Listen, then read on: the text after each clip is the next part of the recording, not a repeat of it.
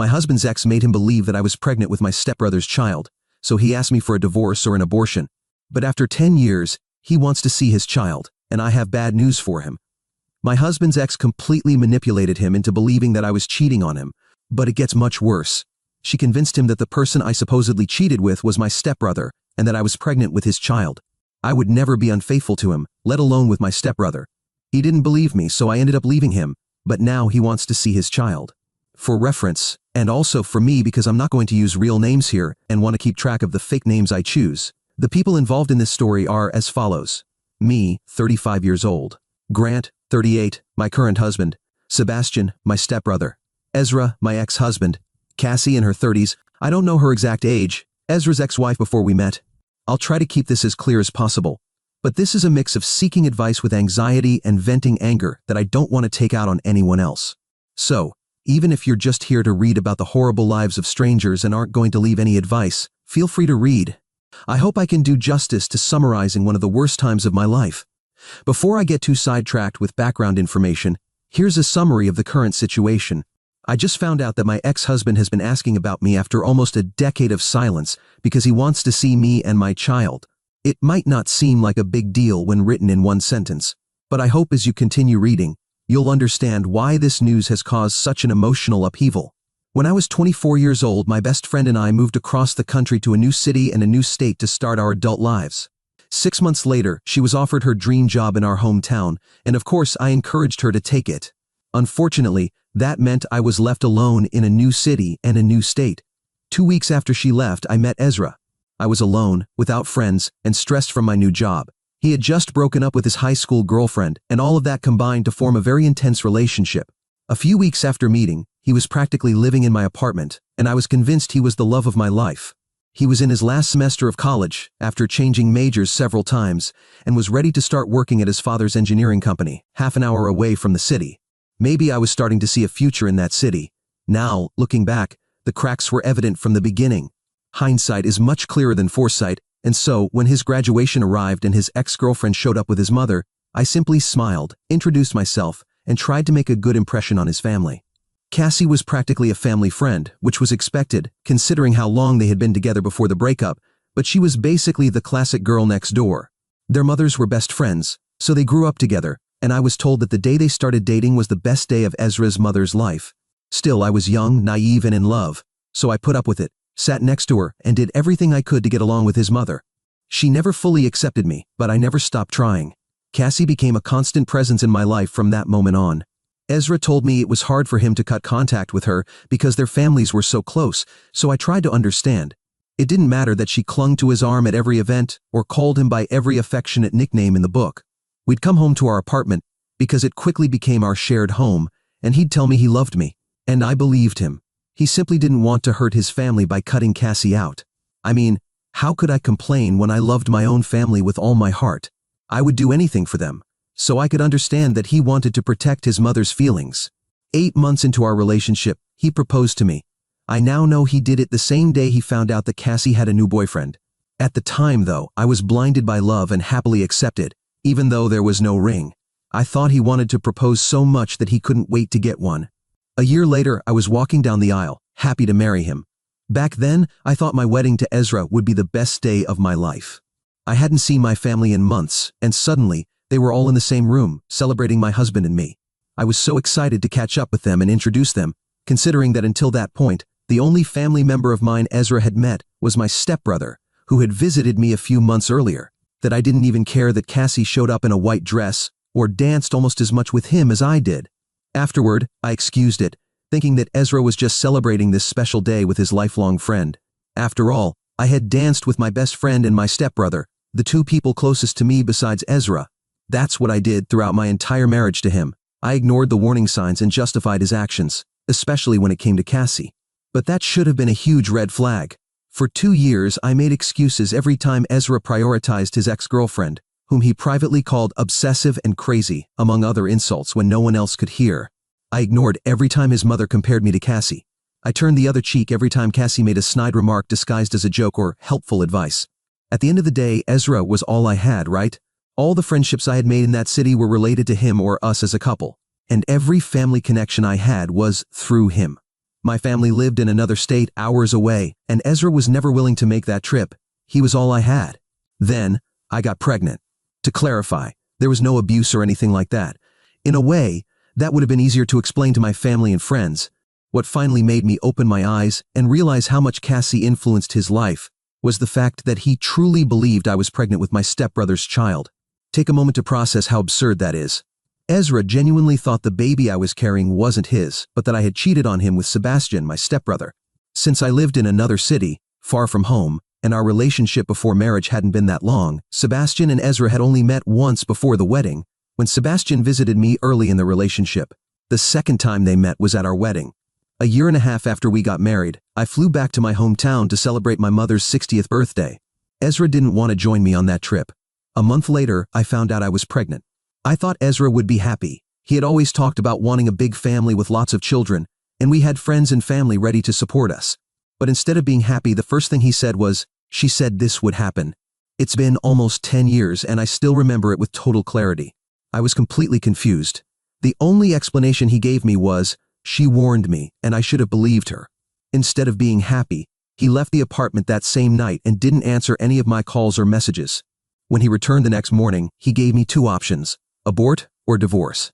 To save you the details, when I finally managed to get him to explain what was happening, it turned out that Cassie had been filling his head with lies. Apparently, during our wedding, she convinced him that Sebastian and I were behaving inappropriately for step-siblings, that we were too close, too affectionate. According to her, the way we hugged, how we posed in family photos, and how we spent time together at the reception were too intimate, almost romantic. She even told him that I had likely moved to our city because I was heartbroken after Sebastian got a girlfriend. After our wedding, Cassie spent months filling Ezra's head with lies about Sebastian and me. All she had were small fragments of our relationship that she saw on social media, since Sebastian lived in another state. But that didn't stop her. Then, when I traveled alone to see him and came back pregnant, that was all she needed to convince Ezra I was cheating. Naturally, I denied everything. None of the accusations Ezra believed because of Cassie were true. Sebastian was practically like a twin brother to me. The accusation was not only absurd but deeply offensive. But Ezra didn't care. He didn't care when I offered to take a paternity test. He didn't care when I showed him the medical reports indicating that I was already pregnant before I traveled. He didn't even care when I broke down in front of him, begging him to come to his senses. It was a tough blow, but I couldn't ignore it. I packed my bags, requested a transfer at work, and went back home to my real family. All things considered, the divorce was relatively simple. Ezra's mother had insisted on signing a prenuptial agreement, and the lack of shared assets made the process quick. Ezra also refused any paternity test, and thus signed a document relinquishing any rights to our unborn child. I hadn't heard from him since then, and now I find out he's looking for me and our son. My concerns are as follows. My current husband, Grant, knows very little about Ezra or how my previous relationship ended. He knows I was married and that it didn't end well, but that's it. It's only a matter of time before Ezra finds a way to contact me. What am I supposed to do when that happens? Maybe it's not as bad as I'm imagining, and if that's the case, don't hesitate to tell me. But I'm starting to panic a little. This is a chapter of my life I thought was completely closed, and I don't want to reopen it. Update 1. With the intention of not attracting more attention than I already have, I'll try to be even more vague with the details of this situation, and of all the people involved. Maybe the word stalker is an exaggeration given what has happened so far, which, I admit, hasn't been much. 2 days after an old friend warned me that my ex-husband was trying to contact me, I received follow requests on all my social media accounts. Although he hasn't sent me any messages yet, because I haven't accepted any requests, I fear it won't be long before they start arriving. He's even been viewing my LinkedIn profile, which I can see because the platform shows who visited your profile. It's clear that he deliberately searched for me. I mustered up the strength and talked to my husband Grant about everything I mentioned in my previous post. I told him the whole story, about my relationship with Ezra, about Cassie, about everything I endured from him and his family, and finally about his reaction to my pregnancy. Fortunately, the man I'm married to today is 1,000 times better than my ex. He was understanding, attentive, and gave me all his support as I recounted this never-ending story. When I finished, he was more concerned about finding a way to comfort me than about the fact that I had never told him this before. Of course, just at that moment, the follow requests intensified. We talked about what to do and decided to block all his accounts on every platform where he found me, which was basically all the ones I have. He had been stalking every corner of my online life. Luckily, all my accounts are private. I thought blocking him would give me some peace of mind. But then the messages started coming. He created fake accounts to send me private messages on almost every platform. In them, he said he had made a mistake, that he wanted to see me and meet his son. All the messages were different, but they ultimately said the same thing. He wasn't going to stop contacting me until I let him see his son. He insisted that the child deserved to know his real father, and that having a biological father was better than having a stepfather. He claimed that I couldn't understand it because, according to him, I had always thought that relationships with in-laws were the same as blood relations. The more I ignored him, the longer his messages became, insisting that he had the right to see his son. He wrote that he would keep creating new accounts and that I couldn't block him forever. I have no doubt that he will continue trying to contact me. I just hope that sending longer messages is the only way he escalates this situation. Grant has assured me that we are completely safe and that Ezra won't do anything really dangerous. But I have a bad feeling about all of this. Update 2. He showed up at my mom's house. My ex-husband, whom I hadn't seen in nearly 10 years, showed up at my mom's door because I wasn't responding to his messages. I visit my mom every Saturday without fail, unless something important comes up. I always take my son with me, but since Friday night he had slept over at a friend's house. This time I went alone in the morning. I didn't notice the car parked across the street or the man sitting in the driver's seat, at least not until I parked in the driveway and got out of the car. That's when he also got out of his car and walked toward me. Understandably, I was shocked and afraid when I saw a man standing next to me. But when I recognized him, the fear didn't go away. He was outside my mom's house, a place he never visited during our marriage, a place he never bothered to go. His response, "What are you doing here?" It was the same as in his messages. He wanted to see his son. He had tracked me across the country, apparently finding the address through shipping records when I moved, just because he wanted to see his son. The same child he once believed wasn't his. I don't know if I was stupid or brave, but in that moment, fear left me and I was overcome with rage. I didn't care that he had found my mother's address. I didn't care that we were in the middle of a neighborhood known for its nosy neighbors. And I didn't care that I was alone with him for the first time since our marriage ended. I yelled at him with everything I had inside me, throwing every single thing he had done during our relationship in his face. His only defense was that Cassie had manipulated him. He told me he was hurt and vulnerable and believed his lifelong friend. Apparently, this all started when Cassie almost got married a few months ago and finally confessed to him that she had been lying the entire time. The moment Ezra found out I had been pregnant with his child, he started looking for me. Thankfully, none of our mutual friends gave him my number, so he resorted to finding me online, and when I blocked him everywhere, he had no choice but to find me in person. He said he was desperate to see his child, but I had bad news for him. He didn't have a child. The stress of his accusations, the divorce, and moving across the country piled up, and just a few months after we separated, I lost the baby. The child he had given up on never came to be. Ezra didn't have a child. My son Spencer is Grant's son, my stepson, whom I adopted as my own. He has the same red hair as me and a personality just as intense. Because Ezra was right about one thing, for me, relationships with in-laws are just as valuable as blood relations. I have a child, but Ezra doesn't. By that point, I had been yelling so loudly and for so long that my mother and stepfather came out of the house, along with several curious neighbors. I don't know if it was the audience or the shock, but when my stepfather told Ezra it was best for him to leave, he left without arguing. Maybe I should have told him all of this from the beginning, instead of blocking him and ignoring his messages. But how could I have known he would show up here? I just hope that now that he knows the truth, he'll return to his life far away from me and my family. Update 3. Logically, I should have realized that it wouldn't be that easy to get rid of Ezra, not after he followed me across the country, desperate to see a child who doesn't exist. To be honest, when I called him a stalker in the earlier updates, part of me was joking, trying to feel better about his sudden reappearance in my life. Yes, he had followed my every move on social media where I had an account, but there's a big difference between being a passive observer and becoming an active stalker again. Apparently, Ezra was more than willing to make that leap. I don't know why I thought he'd believe me when I told him Spencer wasn't his son. To be clear, he isn't. Spencer doesn't even have a biological connection to me beyond my marriage to his father and my adoption of him. We don't share blood. The coincidence that we both have the same red hair was something Grant and I called destiny when I decided to adopt Spencer as my own. However, expecting Ezra to believe me, when the main reason for our divorce was precisely that he refused to believe me, was foolish on my part. Honestly, I don't know exactly what I expected from him. Maybe I thought he would simply accept what I told him and disappear forever, and that I'd never have to see him again. After that day at my mother's house, I started noticing his car everywhere. At first, I thought it was parked near my street, but it was only for a moment, so I assumed I was being paranoid. The second time I thought I saw his car, I mentioned it to Grant. From then on, we both started being more vigilant. And sure enough, his car kept appearing. Every time we noticed it, he would speed off before we could do anything. 2 weeks of that was enough for us to go to the police. We had taken some photos of his car in different places, mostly near my mother's house and ours. I thought surely the police would take seriously the fact that we were being watched and followed by my ex-husband, who was convinced that my child was his. Surely they would take some action. Apparently no. Although what we presented might seem suspicious, the police told us they couldn't arrest someone just for being near us. We had no proof that he intended to harm us, and he hadn't done anything directly against us. So we're on our own in all of this. Update 4. I'm happy to report that my ex-husband will no longer be a problem for me or my family.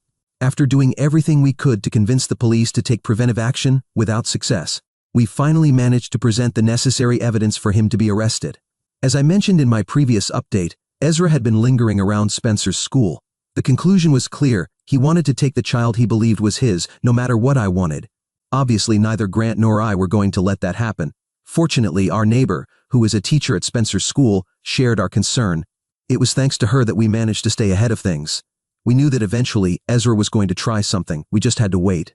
In the meantime, we informed the school staff about what was happening. We made it clear to everyone in the office that Spencer wasn't to leave the school with anyone except our neighbor, Grant, or me.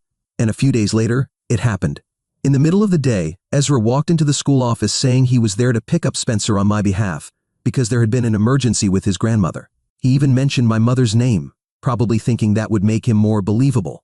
When the staff told him they would have to call me before releasing Spencer to him, he insisted that I was busy with the emergency and couldn't be disturbed. When he couldn't convince them, he pretended he would call me himself and left the building with that excuse. Of course, he never called. Instead, he sat in his car outside the school, waiting. However, the school called me immediately to inform me of everything that had happened. Just as we had planned, they also recorded the entire interaction on video. At the end of the school day, they released the students as usual, but they kept Spencer in his classroom with my neighbor. It was then that the police, with the video in hand, arrived to arrest Ezra while he was in his car. Inside the car, the police found 2 plane tickets to his home state, along with high-powered sedatives. They believe his plan was to use that medication on Spencer to take him away. Ezra was arrested and will remain in custody until his trial, where he will face charges of conspiracy to commit kidnapping, endangering a minor, and any other charges they may add. Finally, our nightmare is over. Update 5. It's been months since my last update. Ezra is in prison. I'm not going to detail all the exact charges against him because I don't want anyone to be able to discover his real name and track me through this. But I can say he will be in prison for several years, although I would prefer he stayed there forever. The charges include the ones I mentioned in the previous post, along with a few additional ones. Somehow, he got away with some charges, which makes no sense to me. But as long as he's behind bars, I don't care. He tried to justify the sedatives by saying they were his, which was true because he had a prescription. He had been taking them after he found out the truth. Still, the plane tickets and the whole thing were so disturbing that he might have thought of using them. In addition to that, we now have restraining orders against him for Grant, Spencer, and me, and he will never be able to approach Spencer's school without being arrested. During the trial, an official paternity test was conducted that proved once and for all that Spencer is Grant's son. My medical records were also presented, with my consent, confirming that I had a miscarriage a few months after my separation from Ezra all those years ago. Ezra did all of this to end up in prison for absolutely nothing. And do you know what the cherry on top is? Cassie. She showed up at the trial and made a huge scene, pretending to be devastated because Ezra was going to jail. Shortly after, her husband publicly left her. Apparently, she had been constantly posting on social media in support of him, and in her last post, her husband commented that she was free to go support him in prison since she refused to stop talking about him. Some friends from the city have told me that her divorce is already in process. Of course, I've blocked Cassie and all of Ezra's acquaintances on every platform I could think of. I've cut off any possibility of running into them again. Update 6. Cassie and Ezra were together, which many people suspected in the comments, and I won't deny that I did too. That's why she almost ended up getting divorced. I don't know if their relationship started while Ezra and I were still married, before we got married, or after our separation. But what's clear is that she had always wanted to go back to him. The good news for her is that now she'll be able to enjoy conjugal visits in prison and won't have to hide from her husband while she does her thing with Ezra. Obviously, it won't be as glamorous as doing it in a fancy hotel, but not everything in life is perfect, right? The funniest part is that I found out about all this because Cassie reached out to me via email. Yes, she had the audacity to send me a message full of insults and hurtful comments, as you can imagine. Basically, she tried to rub it in my face that she had won because, in the end, thanks to the lies she put in Ezra's head, she ended up with him. I was very tempted to respond and tell her she shouldn't feel so proud because all she got was a pathetic loser.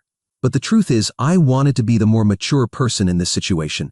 That's a lie, I told her. And of course, after sending her my response, I blocked her. I imagine she must have sent more emails full of inappropriate things, but luckily for me, no one is going to read them. What a tragedy, right? Anyway, although I could have taken the high road, in the end, I couldn't resist having that last word. Sometimes being a little immature is the best therapy. Update 7. I just found out something I'm sure will leave you all speechless, and I couldn't wait to get home to write it here. Ezra has been beaten up in prison.